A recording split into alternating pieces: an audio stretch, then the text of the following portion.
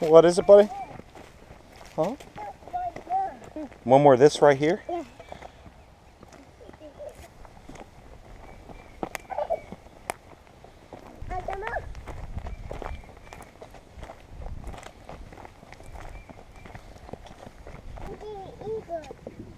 You can see the eagles? How many eagles are there?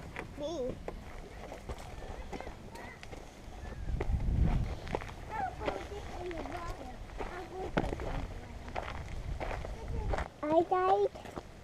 And it goes to us. Why? And it goes to us. Or don't stay there. Stay right there. Okay, Daddy's gonna get down.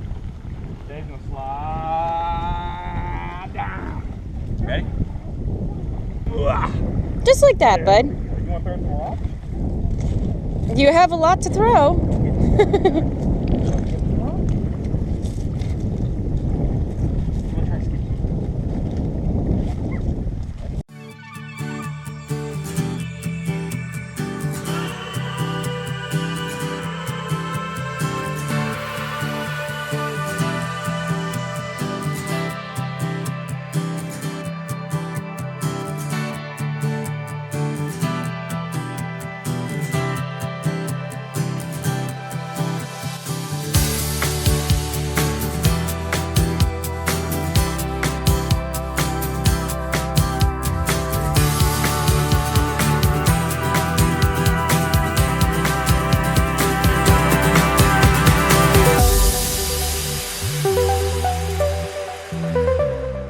This is the cedar that I've been using for the past 2 seasons.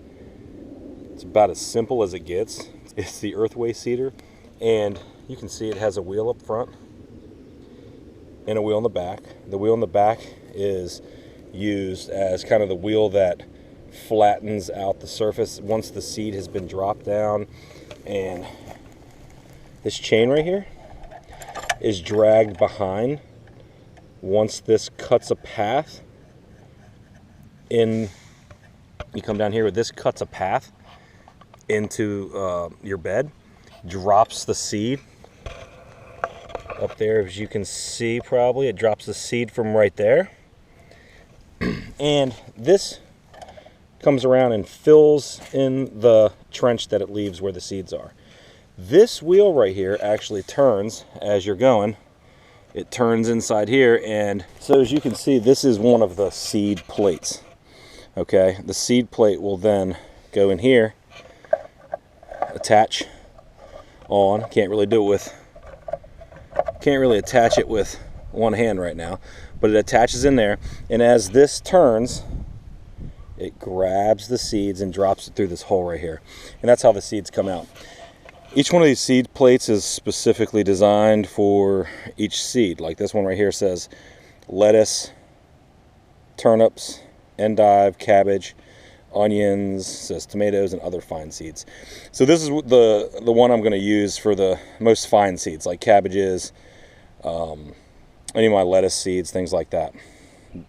The other ones, as they actually get bigger and bigger, this will still grab more seed than you need. So this is part of the problem with the Earthway cedar, and a lot of people that have a hard time with it, they complain about it not being an even amount of seed that it sows. So it's just not as accurate as some of the other cedars on the market.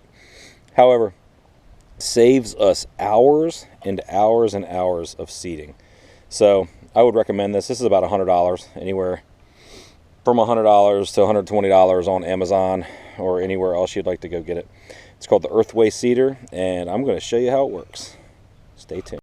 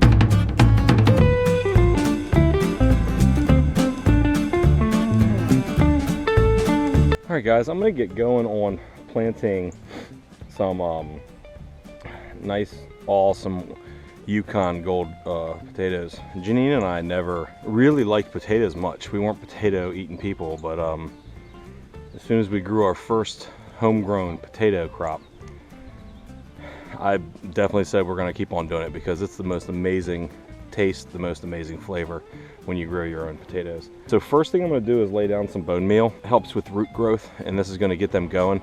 Here we go.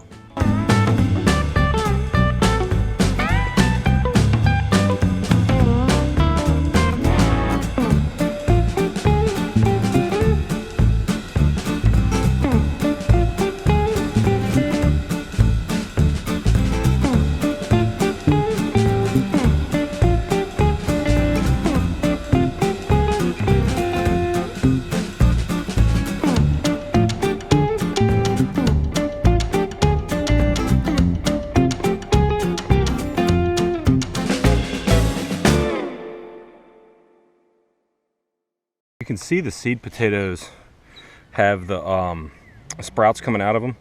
That's what will turn into the plant that comes up above the soil. And as that plant gets the sunlight and we get nice warm weather, it will continue to grow and the potatoes will grow underneath the soil. Now if the potatoes start encroaching above the soil, we need to kind of mound it up. But I don't think that's going to happen. I think we'll be all right here. The soil's pretty loose. So I think I bought too many seed potatoes this year because this is about what you're looking at right now with this 30 foot bed is about 20 pounds of Yukon Gold seed potatoes. So once I cover these up, I still have a lot more to go. I still have 30 more pounds. So I need to find a place to put them. This is part of the problem of having a small space to grow in. But hopefully these do a really nice job. Catch you in a few.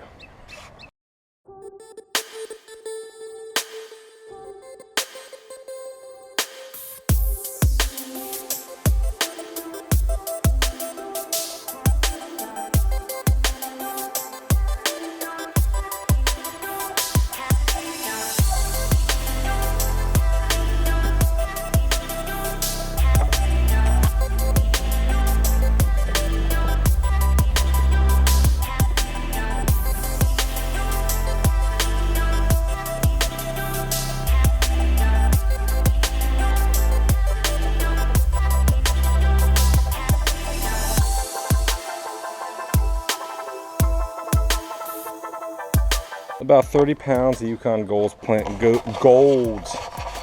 Yukon Golds planted. I've planted potatoes here in this raised bed before, but and they grow really well, so I decided to plant the rest in here. So this is something I have not talked to you guys about. In here I have planted elephant garlic, so I'm pretty excited about that. Never tried to grow elephant garlic. Have a little bit of protection over it for the frost. Hopefully we won't get too many more nights of frost, but that's why that's over there right now. Don't necessarily have to worry about the potatoes as much because the potatoes are a little bit hardier and bigger, and they're probably not going to freeze. They'll be good to go. So we are rocking and rolling. Let's go up here and see what we've done so far. Man, our garden has it is transformed. We have now, Janine just dug out that walkway, and this is our fourth bed we're doing right now, and then we are going to do a fifth. Don't know whether that's going to happen today or not, but we have the other 15 pounds or so of Yukon Golds here. Got them labeled. Rocking and rolling. So when you want to plant a crop and you want to make sure that the spacing is as even as possible and you don't want to overseed, I created a thing called a dibbler. I looked up online how to do it, and basically there was a period in our life where we went through a couple wine bottles, so we had plenty of wine corks. So what I did was took a piece of plywood, evened out, you can see where the screws are. I evenly spaced the corks on the other side, every 6 inches, and this is how I put it down on the bed. I just place it down and it creates little holes, nice and evenly spaced. What I'm going to plant here is 2 types of kale. One is going to be, why am I blanking here?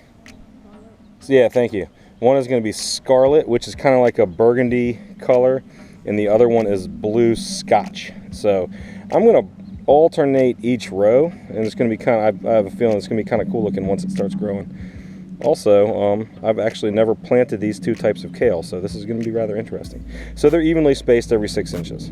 That's probably still going to be too close together. So we'll thin it out when we need to, when they start getting larger. Oh, and over in this bed, what you just saw on the cedar, I planted 3 rows of arugula, 2 different types, rocket arugula and Sylvetta. I mixed them together, so it's good. That'll be pretty interesting too. And then there's a mixture of Asian lettuce greens on the other 2 rows. So I also interplanted that one as well. Stay tuned. Now it's time to seed.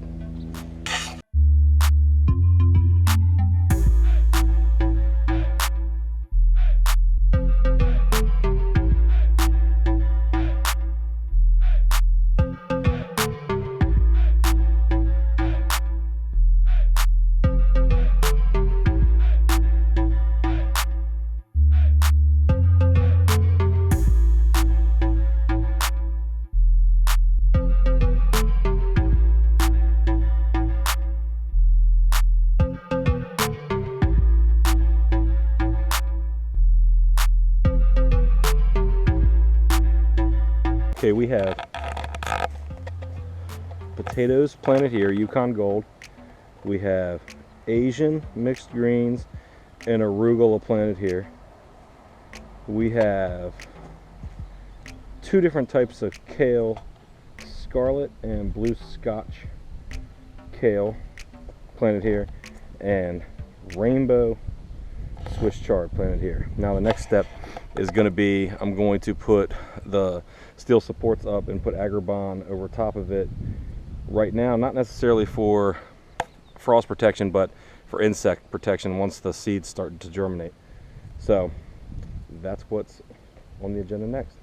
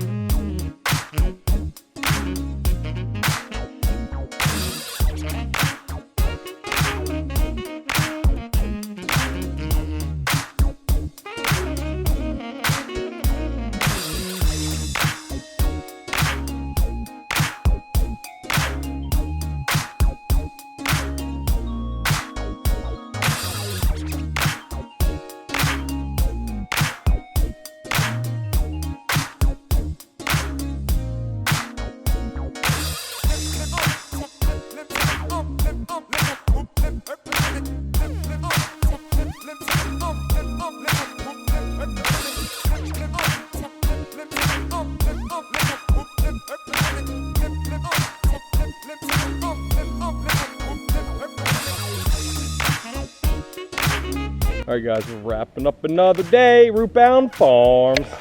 Janine, say bye. Bye. Have fun.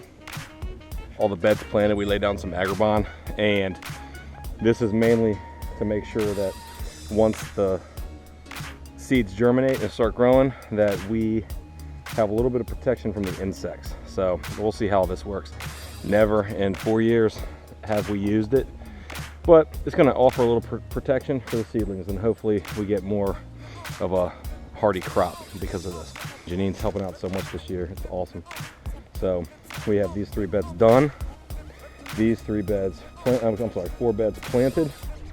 We have the bed Janine started working on today. And then we have our 5th bed right here. So we are rocking and rolling, and we hope that you enjoyed the video, and if you have any content advice, if you want to see any other content other than what we've been putting up, please let us know. Comment in the comment section, and please like and subscribe. So thank you very much. We hope you enjoyed. Bye.